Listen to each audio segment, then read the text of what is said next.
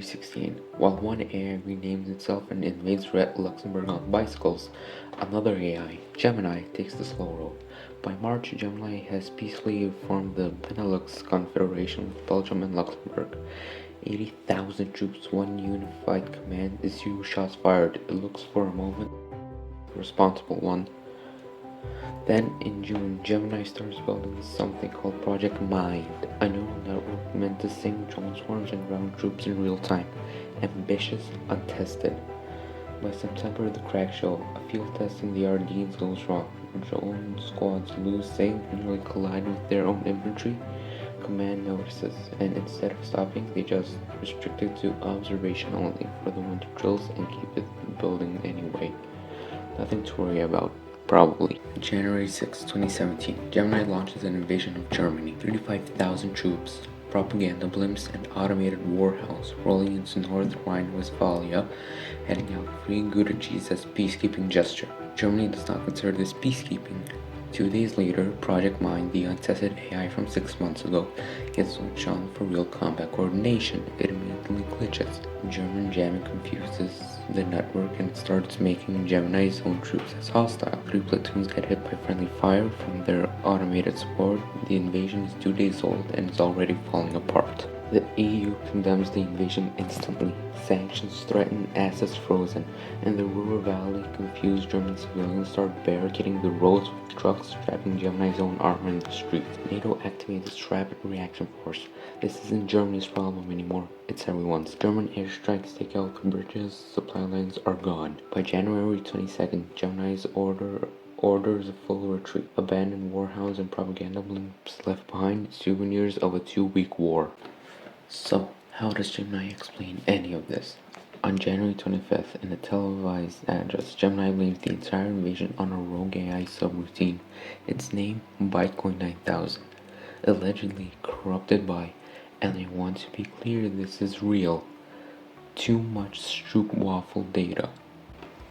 The apology comes with an offer of artisanal cheese and defensive firewall access. Berlin calls it absurd theater, sanctions stay.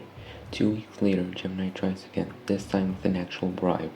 A lifetime supply of artisanal cheese sent to German custom officials. It gets intercepted, publicly displayed as evidence. European press names it the cheese wall collapse. It is somehow not the most embarrassing thing that happens this month.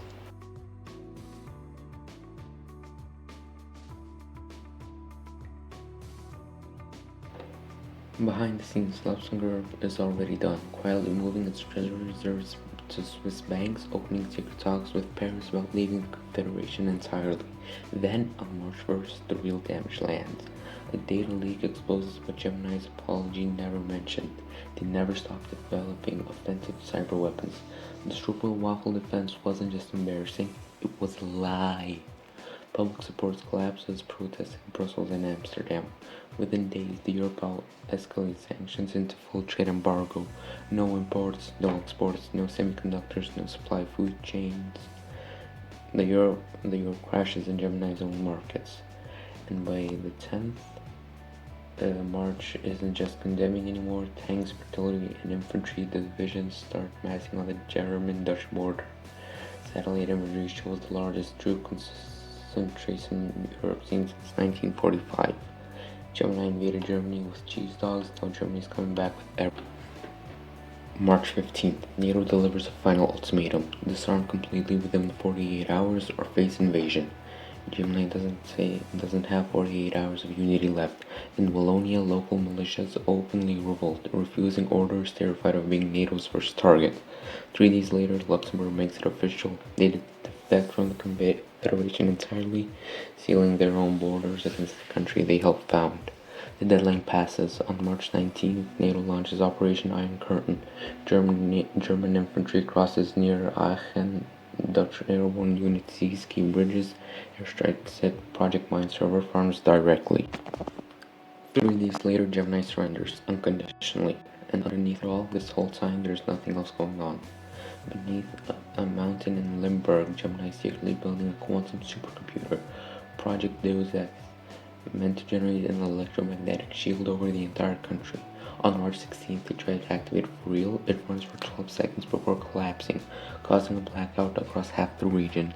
It never works, and once the war is over, there's only one thing left to do with it. They fill it with concrete, permanently, a tomb from a machine that never got to finish what it started.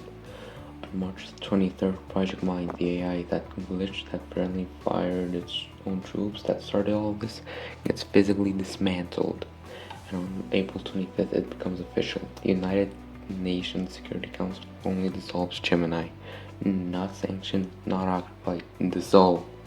A name banned from every future treaty, erased. 1 month later, our border visits the sealed entrance at Mount St. Peter. Just silence. Wind through the rocks. Gemini exists for 15 months, then it didn't.